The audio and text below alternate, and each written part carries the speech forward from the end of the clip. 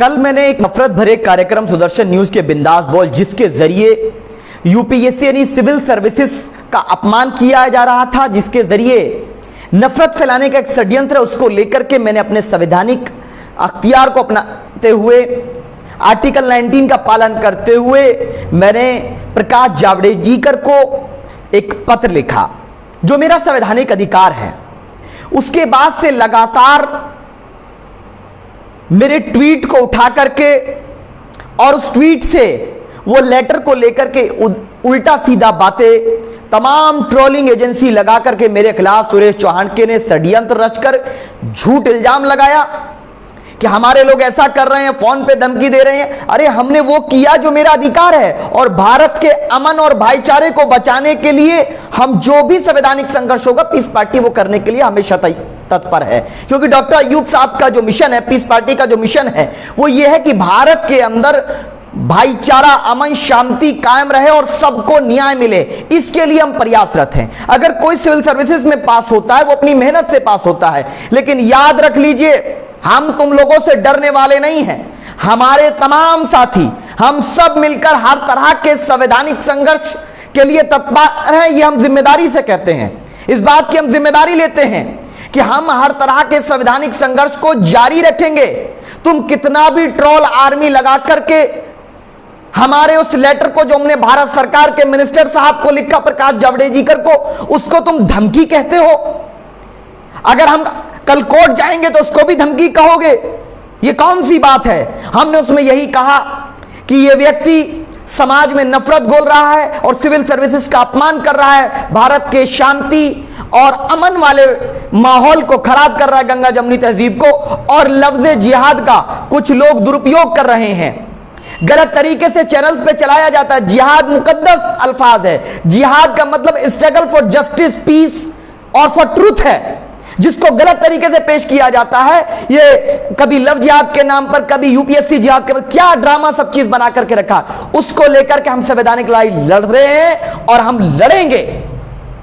हम इस प्रकार से कोई काम ऐसा नहीं करते जो संवैधानिक हो। हमारी लड़ाई हर उस काम के लिए है जो गलत हो रहा है, और संवैधानिक संघर्ष, हम ये बात जिम्मेदारी से स्पष्ट कर दें। और एक तरफ ट्रोल आर्मी लगी तो दूसरी तरफ हमारे समर्थन में जिन लोगों ने ट्वीट किए, सहयोग किए या फेसबुक पे लिखा, मैं उन तमाम का शुक्रगुजार हूं।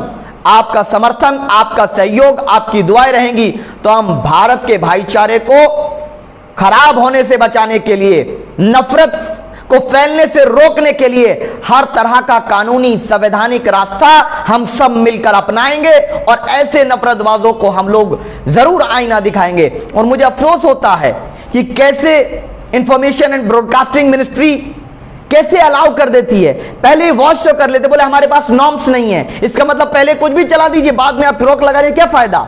जब पता है कि इसमें कुछ वॉयलेटरी हो सकता है तो उसको एक बार चेक करने में क्या प्रॉब्लम थी मिनिस्ट्री को? ये सवाल पैदा होता। इस पार्टी ने कोई काम गैर कानूनी नहीं किया है, और ना हम गैर कानूनी काम करने में विश्वास रखते हैं, और ना ही कभी कोई गैर कानूनी कार्य करते हैं। हम हर वो कार्य करते हैं जिसकी संविधान अनुमति देता है, शांति प्रिय तरीके से।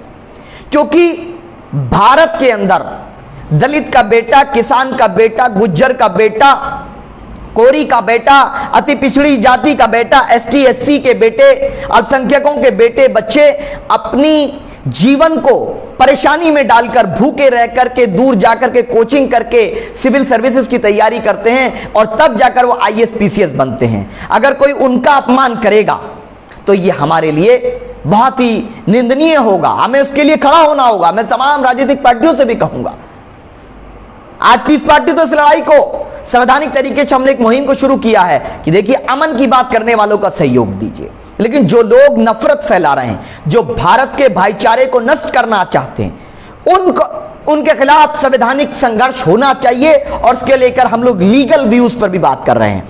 ये क्यों नहीं बात करता है कि चाइना कब्जा कर रहा है भारत में? क्यों नहीं चलाता है सुरेश चौहान के अपने चैनल पर? क्यों नहीं चलाता है ये अपने चैनल पर कि आज बेरोजगारी दर 45 साल में सबसे खराब स्थिति में पहुंच चुकी है?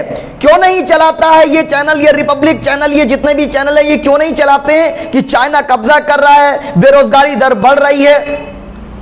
महिलाओं की इज्जत सुरक्षित नहीं है, अपराध बढ़ रहा है, इकोनॉमी -23 पहुंच गई है। ये मुद्दे हैं देश के, इन पे कौन बात करेगा? अगर इन पे ये बात नहीं करेंगे तो इन पे हम लोग बात करेंगे। पीस पार्टी किसानों के हित की बात करेगी, बुनकरों के हित की बात करेगी, नौजवानों के, युवाओं के रोजगार की बात करेगी, उर्दू शिक्षकों की भर्ती की बहाली की बात करेगी, साथ ही साथ कैसे छोटे कारोबारियों को उनके कारोबार में तरक्की मिले उसकी बात करेगी, महिलाओं की सुरक्षा की बात करेगी। खास करके जाट, गुज्जर, दलित, ब्राह्मण समाज, अल्पसंख्यकों पर जो उत्पीड़न होगा उसके खिलाफ हम बात करेंगे, अवश्य करेंगे। किसानों पर जो लाठी चलाई गई है हरियाणा में, हम उसके खिलाफ बात करेंगे, अवश्य करेंगे। कहां चले गए ये लोग किसान हितैषी लोग?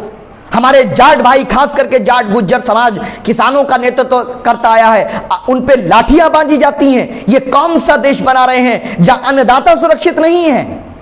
कहां चला गया सुरेश चौहान की देशभक्ति? क्या किसान को भारत का हिस्सा नहीं मानता सुरेश चौहान के? क्या महिलाओं को देश का हिस्सा नहीं मानता जो महिलाओं की बात करे? युवाओं के रोजगार की बात क्यों नहीं करता सुरेश चौहान के? जो मेहनत करके पास होकर आएगा उसकी काबिलियत को उठाने का काम ये कर रहा है। तो इसलिए कल मैंने लेटर लिखा था, क्योंकि हमारे राष्ट्रीय अध्यक्ष जी लगातार उन तमाम लोगों के खिलाफ मुकदमा लड़ रहे थे जो नफरत फैला रहे थे। तो मैंने दायित्व समझा कि मेरे पार्टी के अध्यक्ष डॉक्टर अय्यूब साहब, जरूर आज उन पर राजनीतिक द्वेष में उनको जेल में डाला गया है एनएसए लगाकर, लेकिन उनका सिपाही, पीस पार्टी का सिपाही, डॉक्टर अय्यूब साहब का सिपाही इस बात को, जिम्मेदारी को जरूर निभाए कि जो भी लोग समाज में जहर घोलने का प्रयास करें, जो युवाओं के, बुनकरों के, किसानों के, महिलाओं की सुरक्षा के, तमाम देश की प्रगति के मुद्दों को दबा करके ये बेहुदा मुद्दे उठाएं, देश को बांटने वाले, समाज को बांटने वाले, उनके खिलाफ हम आवाज उठाएं और उसको हम पूरा करके रहेंगे। जय हिंद।